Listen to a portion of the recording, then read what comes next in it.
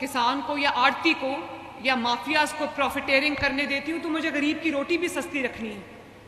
अगर वो रोटी 22 रुपये पे चली जाती है और माफियाज को फ़ायदा हो जाता है, जिनका नाम हमने किसान रखा हुआ है, जो असल में ब्लैकमेलर्स हैं, अगर उनको फ़ायदा होता है और गरीब की रोटी 14 करोड़ की रोटी महंगी हो जाती है, तो ये कोई अक्लमंदी है? बिस्मिल्लाहिर्रहमानिर्रहीम। Welcome to your own show. हम और हमारी ज़राअत के नए एपिसोड के साथ ही आपके खिदमत में हाजिर हैं।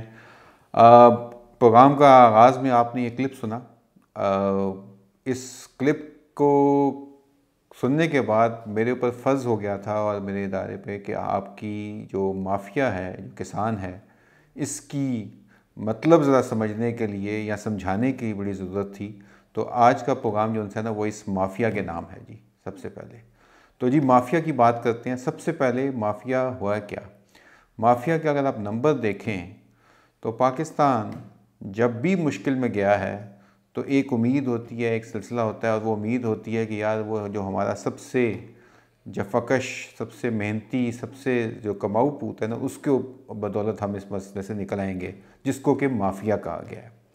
हम माफिया से वो है जिसने कि आपकी अगर पिछले नंबर्स देखें तो आपकी एग्रीकल्चरल ग्रोथ जो थी वो 3%, 3.5% पे थी। आपने 2024 में कहा था कि हम मैक्सिमम 3.5% पे जाएंगे, लेकिन उस माफिया ने किया ये कि वो आपको 6% से भी ऊपर उसने आपको अपनी मेहनत से, अपनी जो है अपनी खून पसीना लगा के उसने आपको इस मुकाम पे पहुंचाया कि आप जब डिफ़ॉल्ट होने लगे थे तो तब उसने आपको सहारा दिया।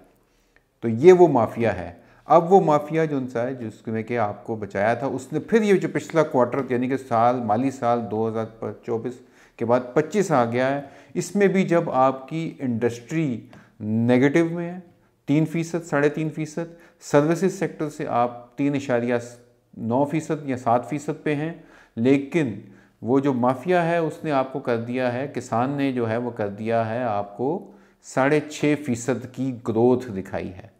हमने क्या दिया है उसके ऊपर? कहा गया जी जो गंदम के किसान हैं वो कर्जा मांगते हैं, कर्जा भी मांग रहे हैं और माफिया भी हैं।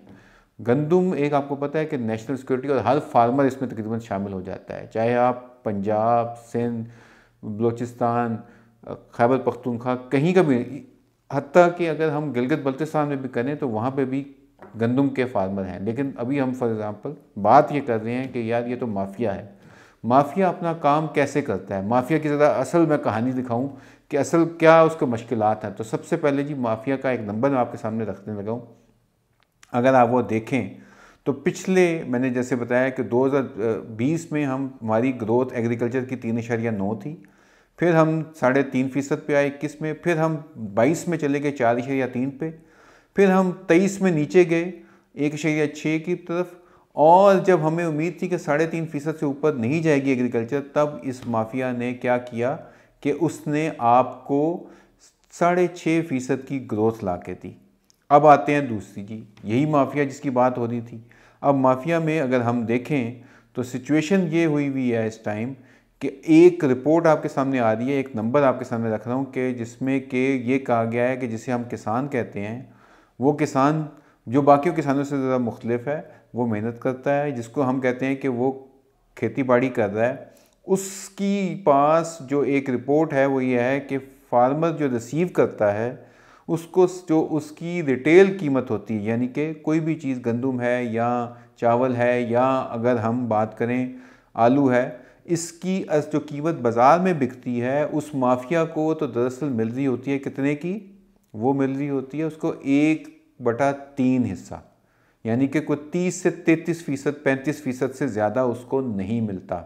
जबकि उसके मुकाबले में जो बाकी शोबे हैं फार्मिंग के, उसमें क्या होता है, उसमें आपको मैं बता देता हूँ कि जो आम फार्मर है उसके मुकाबले में जो फार्मर जो कि डेयरी के हैं, उनको उनकी जो असल कीमत यानी कि जो रिटेल की कीमत होती है उसको 70% उसका मिलता है। यानी कि दूध बेचने वाले हैं उनको कम से कम 200 रुपये का बिक रहा है अगर मार्केट के अंदर, तो 140 रुपये का उसको मिल जाते हैं।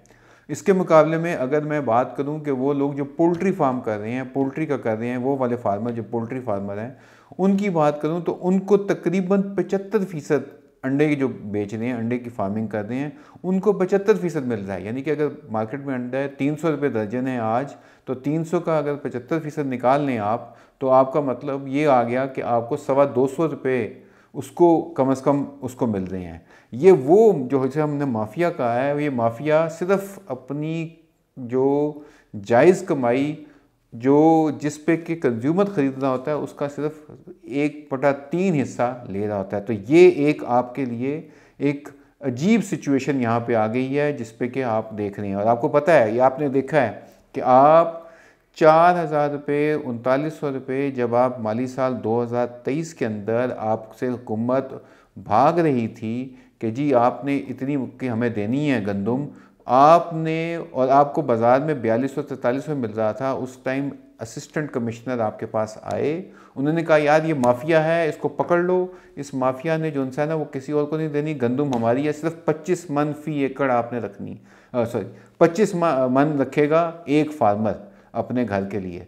अब आप ज़रा देखें कि अब उसकी कीमत क्या आ गई है। उसकी कीमत आ गई है जी आपने 1800, 2000, 2200 और आखिर में ये हो गया कि 2675 रुपये से ज़्यादा जिसने ख़रीदे उसके खिलाफ FIR कटेगी और उसके ऊपर 3 साल कैद या 5 लाख रुपये जुर्माना हो जाएगा।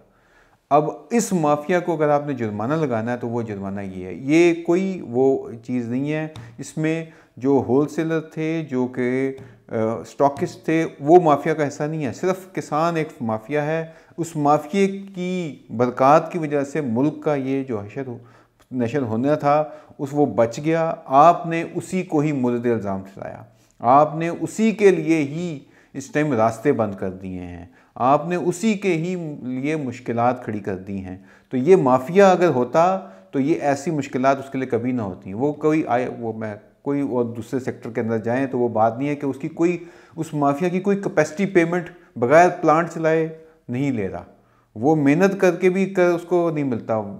वाहिद काश्तकार है जो कि अपनी कीमत, अपनी फसल की कीमत का उसको पता ही नहीं होता। आपने अब नया जो एक आया है सिलसिला, IMF ने आपको कहा है जी कि शुगर केन, वीट और कॉटन, ये 3 की आपने सपोर्ट प्राइस ख़त्म कर देनी है, आपने मिनिमम प्राइस नहीं लगानी। इसका मतलब है कि वो जो कीमत जो कि सरकार की थी उस माफिया को आपने कहा जी वाकई ये माफिया है, इसका गला घोंटने के लिए हम ये करते हैं कि इसकी अब कीमत भी 8,500 रुपये कॉटन की थी, वो कितनी इम्प्लीमेंट हुई मुझे भी पता है, आपको पता है। इसके बाद शुगर केन के ऊपर अभी मैं आता हूँ थोड़ी देर में, लेकिन इस माफिया का मतलब समझना बड़ा ज़रूरी है। मतलब ये था कि माफिया को ना पानी टाइम पे मिलता है। इस दफ़ा एक इम्पॉर्टेंट चीज़ जो थी कि आपको पता है कि मौसमी असरात इस दफ़ा क्या हुए हैं इस माफिया के ख़िलाफ़।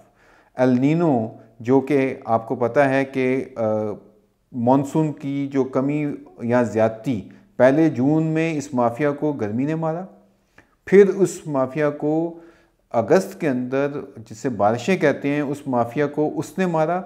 उससे क्या हुआ है कि आपकी, अगर मैं देखूं तो अगर आपको नज़र आ रहा होगा कि इंडिया और पाकिस्तान का एक ग्राफ नज़र आएगा जिसमें कि शुगर केन की जो पैदावार है वो जब हम देख रहे हैं कि 2021-22 में इंडिया में 39 मिलियन मेट्रिक टन थी, पाकिस्तान के अंदर 8.6 मेट्रिक टन थी। अब इस मौसमी असरात की वजह से दोनों मुल्कों में हुआ ये है कि 36.4 पे आ गया है इंडिया और पाकिस्तान चला गया है 7.8 पे।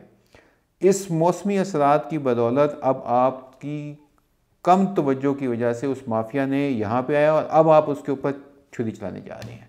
क्यों? क्योंकि आपने एक्सपोर्ट करने की इजाज़त नहीं दी, जिस वजह से क्या हुआ कि एक अभी आप स्टॉक कर रहे हैं, स्टॉक करने के बाद अगर आप उसको अपनी टेक ओवर जो है इसका जो स्टॉक की जो अवेलेबिलिटी है उसको देख के आप एक्सपोर्ट कर सकते थे। और अब क्या होगा कि अब वही काश्तकार जिसका कि पैसा फंसा हुआ है ऑलरेडी, उस या माफिया, जिसे सॉरी मैं गलती से कहा गया, काश्तकार माफिया जो है वो इसमें अब आगे गन्ने के अंदर भी फंसने लगा है। अब आते हैं जी चावल की तरफ। चावल पे क्या हुआ है कि इंडिया ने जैसे ही अपना पहले जो कंडीशन लगाई हुई थी, उन्होंने अपनी प्राइस बिल्कुल जो नॉन बासमती है जो उस पर पाबंदी थी उसको उठा कर उन्होंने बिल्कुल फ्री कर दिया। उस वजह से पाबंदी उठा ली, किसी किस्म की कोई वो रुकावट नहीं है, और उन्होंने आके उसके ऊपर इंटरनेशनल मार्केट के अंदर उसको तहस नहस कर दिया। और आपकी जो हालात हैं वो इस तरह के हो गए हैं कि अब आपको नज़र ये आ रहा है, इवन ये मार्केट से आवाज़ें आ रही हैं कि शायद जो पिछले साल कीमत हमारी जो राइस की डोमेस्टिक मार्केट के अंदर 11,000 प्लस पे थी, मुख्तलिफ कायनात या बासमती या सुपर कर्नल इनकी, वो अब 1509 1121 इनकी, अब वो आवाज़ें ये आ रही हैं कि अगले महीने या इस महीने के एंड तक वो शायद 8,000 रुपये पे आ जाए। एक तरफ अगर हम लागत देखें अपने माफिया की, कि उसको हमने क्या कर दिया है खाली एक साल के अंदर। मैं आपको एक रिपोर्ट देता हूं अभी, अगर हम देखें कि 2023-24 के अंदर यूरिया और डीएपी के अंदर जो अगर हम देखें हर साल का तकाबली जायज़ा लेके, तो समझ ये आ रही है कि हमारी जो कीमतें हैं वो डीएपी जो बिकी है वो तकरीबन 1.6 मिलियन टन बिकी है, 41% ज़्यादा है जो कि पिछले साल के मुकाबले में। लेकिन यूरिया भी जो है वो भी को 13 साल में सबसे कम हमें नज़र आ रहा है कि उसका इस्तेमाल इजाफा हुआ है। क्योंकि उसकी वजह ये थी कि कीमतें इतनी बढ़ गई थी कि वो किसान जो था माफिया जो था वो उसके लिए वो काबिल कबूल ही नहीं था। 560 अरब का हमने क्या किया है, सिर्फ यूरिया पिछले इस साल इस्तेमाल किया है। 560 अरब तकरीबन $2 बिलियन बनते हैं इसके। $2 अरब का हमने सिर्फ अपना वो यूज़ किया है वहाँ पे। और इसमें अगर देखा जाए तो इसके अंदर जो कीमत है वो एक साल के अंदर 59% बढ़ गई, यानी कि वो जो बैग तकरीबन जो 2,000 रुपये का था वो 4300 रुपये का मार्केट में बिका है। डबल होगी एक साल के अंदर माफिया के लिए, क्योंकि माफिया जो था वो अपना काम ठीक तरह करना चाह रहा था, लेकिन हमने उसको सपोर्ट दी, हमने कहा कीमत डबल कर दो, इसको रोकना है। अब डीएपी में भी यही है, उसमें भी यही सिलसिला हुआ कि उसका बैग जो था वो हमने 12,000 पे पहुँचा दिया, जो कि 7-8 हज़ार रुपये के ऊपर पिछले साल जून 2023 में उसकी कीमत 7,500 थी, और बाद में उसने टच किया 13,800 को। क्योंकि माफिया के लिए गंदम उगानी थी, और गंदम हमने कहा जी हमारे लिए नेशनल सिक्योरिटी के लिए बहुत है, फूड रिजर्व्स के लिए बहुत है, सीरियल हमें पता है ग्रेन चाहिए, तो गंदम उगाएं, कंपेन चलाई। गंदम उगाने के बाद हुआ क्या कि हमने जो उसके साथ किया है हाथ, तो वो अब जाहिर है कि माफिया बन गया है, इतना उसने मुश्किलात में ले आया वो सिलसिला। यही हाल हम चावल के साथ हो रहा है, ना हमने उसको सीड प्रोवाइड किया। अब मैं मतलब क्या बताऊं इसको करने के लिए कि इस प्लेटफॉर्म के थ्रू लोग हमसे पूछते हैं जी शुगर केन का मुस्तकबिल क्या होगा। शुगर केन का मुस्तकबिल इस टाइम जो सिचुएशन चल रही है, असूलन तो उसकी कीमत 400 से ऊपर होनी चाहिए जो आपकी लागत है, और वो फी मन, लेकिन किस तरफ वो जाएगा कोई इस पे बारे में बात नहीं कर सकता। क्योंकि वो उनके पास, वो कहते हैं जी जो all Pakistan sugar mill association है, वो कहती है जी हमारे पास इतना स्टॉक पड़ा हुआ है कि हम उसको अब क्या करें क्रश करके।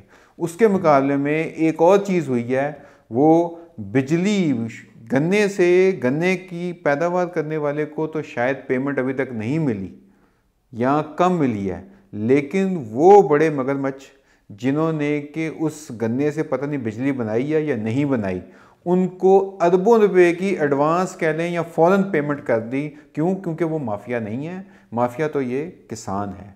तो आज का जो प्रोग्राम था ये मैंने किया ही इसलिए कि माफिया का मतलब समझ सकें हम कि माफिया किस तरह से काम कर रहा है और माफिया इस बारे में क्या कर सकता है।